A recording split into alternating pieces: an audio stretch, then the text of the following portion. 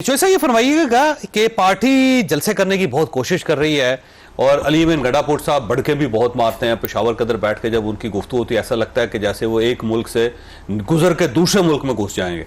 लेकिन जब प्रैक्टिकली देखा जाता है तो या पार्टी का स्ट्रक्चर टूट चुका है, कोई या एडमिनिस्ट्रेटर नहीं है पार्टी के, या कोई और ऐसा कोई मसला है जिसकी वजह से कामयाब नहीं हो रहे जलसे। ये स्ट्रक्चर तो ज़ाहिर नहीं है, उसमें तो कोई शुबा नहीं है कि जो लोग अभी बाहर हैं वो तो पार्टी तो वो नहीं चला सकते ना। इसीलिए तो देखें ना, 14 महीनों से इमरान खान जेल में है। 8 फरवरी के इतने बड़े मैंडेट के बाद भी पीटीआई कोई चैलेंज नहीं गवर्नमेंट को दे सकी। गवर्नमेंट ने खुद ही अपने लिए चैलेंजेस क्रिएट किए हैं। कभी जाके उन्होंने क्या कि चलो टक्कर मार दें, हम जुडिशरी को टक्कर मार दें, कभी कुछ कर लें। इकॉनमी नहीं सेटल हुई, चीज़ें जो हैं वो उनसे सेटल नहीं हुई। वो तो गवर्नमेंट के अपने फेलियर हैं, बट पीटीआई की लीडरशिप तो कोई बड़ा चैलेंज जो है वो गवर्नमेंट को अभी तक नहीं दे सकी।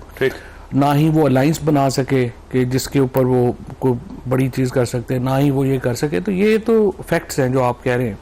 लेकिन इसके बावजूद इमरान खान को और पीटीआई को जो अवामी मकबूलियत है उसके ऊपर तो कोई दो सवाल राय नहीं है। और इसकी जो होता यह है कि जिस किस्म की एक्टिविटी एक्चुअली इमरान खान चाहते हैं उसके लिए तंजीम चाहिए, ठीक, और तंजीम अभी है नहीं। और हमने भी बड़ी गलती तो असल में देखे ना हमने की, जब हमने लोकल गवर्नमेंट इलेक्शन नहीं करवाए। लोकल गवर्नमेंट इलेक्शन हमने उस वक्त करवा दिए होते पंजाब में और केपी में इफेक्टिव, तो आपकी पार्टी नीचे तक बन चुकी होती। अब ये मसाइल जो हैं वो हैं। अब तो इफेक्टिवली इमरान खान ने क्या किया है कि उन्होंने पीटीआई की हद तक पार्लियामेंट्री फॉर्म ऑफ गवर्नमेंट को प्रेसिडेंशियल फॉर्म में कन्वर्ट कर दिया। ठीक है। तो वो उनको ये है कि जिसको वो नॉमिनेट करेंगे वो आगे जो है मेंबर बन जाएगा। लेकिन जो बंदा मेंबर बनेगा उसकी अपनी वो कोई वो सलाहियत नहीं है, क्लाउड नहीं है कि वो जिस किस्म की एक्टिविटी आप चाह रहे हैं वो कर सके, क्योंकि उसकी तो एक चाहिए ना फिर एक ग्रास रूट के ऊपर। आप ये समझ रहे हैं कि गौहर खान साहब के या उमर अयूब साहब के बस की बात नहीं है, और गंडापुर साहब की भी देखे ना, जो है अपने बैरिस्टर गौहर हो गए, शिबली फराज हो गए, रऊफ हसन हो गए, इन्होंने तो ज़िंदगी में कभी कोई काउंसलर का इलेक्शन भी नहीं लड़ा। उमर अयूब एक पॉलिटिकल आदमी थे, अली अमीन गंडापुर जो है वो पॉलिटिकल आदमी है, हसद कैसर जो है वो पॉलिटिकल आदमी है। लेकिन इस वक्त आई वुड से कि उनका एक्सेस खान साहब तक तो इन 3-4 लोगों का है। उमर अयूब एक पॉलिटिकल आदमी था, मुझे नहीं पता कि उसको क्यों हटाया गया। Salman is like a brother to me, I have a huge respect for him.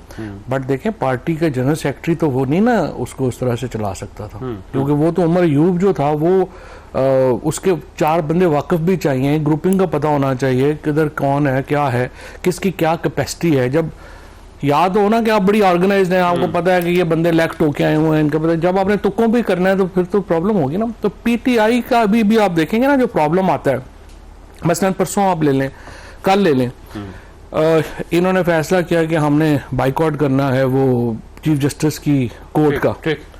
वो वहां पे गए हैं और चीफ जस्टिस ने हामिद खान की जो है वो बेइज्जती की है, वो मुंह चुक के वापस आ गए। भाई ना तो आप प्लान करके गए हैं कि आप चाहते क्या हैं, ना आपको पता है कि आपने क्या बात करनी है। सलमान ने वहां पे आर्गू कर दिया, ये मुंह उठा के वापस आ गए।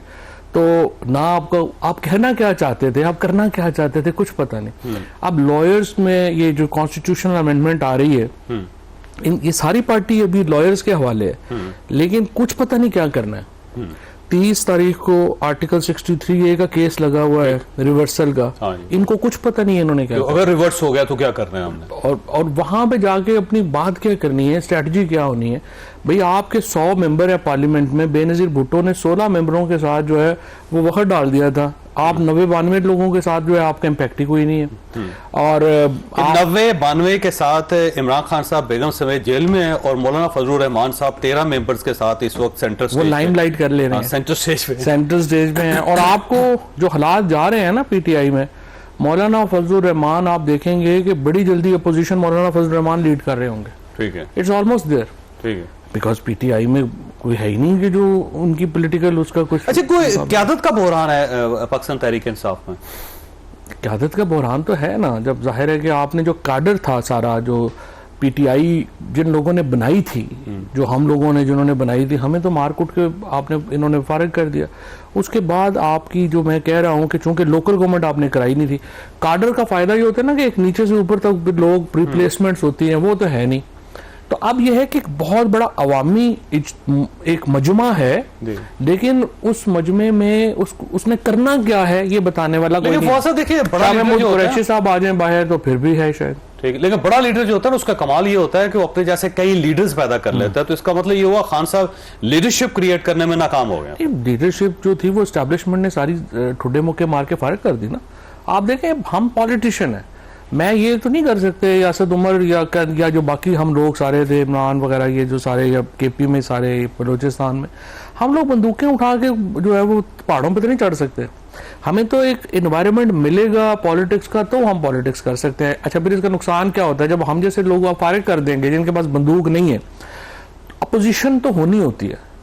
जब आप बंदूक की पॉलिटिक्स करते हैं तो फिर अल्टीमेटली हम जैसे लोग फारग हो जाते हैं और फिर बंदूक वाले बहुत सारे लोग हैं। उमर अयूब साहब हैं वो पार्टी के अंदर हैं, असद कैसे साहब हैं पार्टी के अंदर हैं, आरिफ अलवी साहब पार्टी के अंदर हैं, ये भी पॉलिटिशियन है, इन्होंने भी कोई बंदूक नहीं उठाई हुई लेकिन पार्टी के अंदर है। आप लोगों की अपनी चॉइस थी ना, आप छोड़ के चले गए। नहीं, इन लोगों को इजाजत मिली थी पार्टी के अंदर रहने की। किससे? केपी में लोगों को इजाजत मिली। मिसाल के तौर के ऊपर आप पंजाब देखें ना, पंजाब पूरी असेंबली में 13 एमपीए वापस आ सके हैं, बाकियों को तो उन्होंने हमारे तो नॉमिनेशन पेपर ही रिजेक्ट हो गए। शाह महमूद कुरैशी साहब के, परवेज इलाही के, मेरे, हम सब लोगों के यहाँ तो सिर्फ वो लोग आए हैं जो एफिडेविट जिन्होंने दे दिया 2-4 ने। किसको एफिडेविट? जो एस्टैब्लिशमेंट को, कि हम आपके अच्छे बच्चे बन के रहेंगे। तो ये एस्टैब्लिशमेंट के लोग हैं आपका? बेशुमार लोग एस्टैब्लिशमेंट। उमर अयूब साहब हैं, असद कैसे साहब हैं, केपी है ना, मैं पंजाब की बात करूँ। आरिफ अलवी साहब तो इलेक्शन ही लड़े ना, प्रेसिडेंट ऑफ पाकिस्तान थे वो, ठीक है, और वो अपना रोल जो है उनका तो बड़ा इंपॉर्टेंट रोल है, वो अदा कर भी रहे।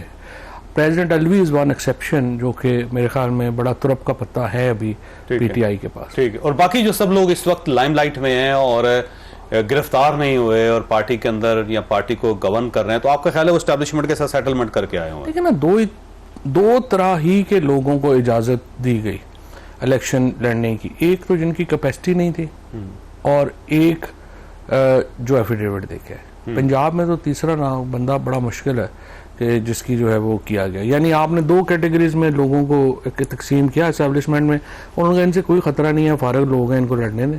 और दूसरा ये कि अगर आप हैं तो आप एफिडेविट दें। तो इसलिए खान साहब को बाहर नहीं लाया जा रहा है, यहाँ ये जो लीडरशिप है खान को बाहर नहीं ला पा रही। नहीं, पहली बात कैपेसिटी नहीं है, कैपेसिटी। ये तो 14 महीने हो गए खान साहब को, और जो हालात जा रहे हैं और जिस तरीके से ये हर मौका मिस कर रहे हैं, और अगर ये जुडिशरी की सपोर्ट भी जो है वो भी ये मिस कर गए और फायज ईसा दोबारा चीफ जस्टिस हो गए तो फिर एक जो है वो और जदोजहद होगी। ठीक हो जी सब, आपका बहुत बहुत शुक्रिया फ़ाज़ साहब, आपने गुफ्तगू सुनी, फैसला आपने खुद करना है। अल्लाह ताला आप और आपके अहले खाना को हर किस्म की मुसीबत से महफूज रखे। अल्लाह हाफिज़।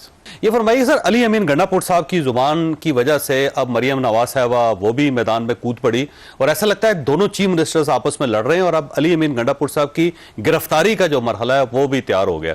तो इससे क्या फ़ायदा होगा और कैसे चलेगी आगे?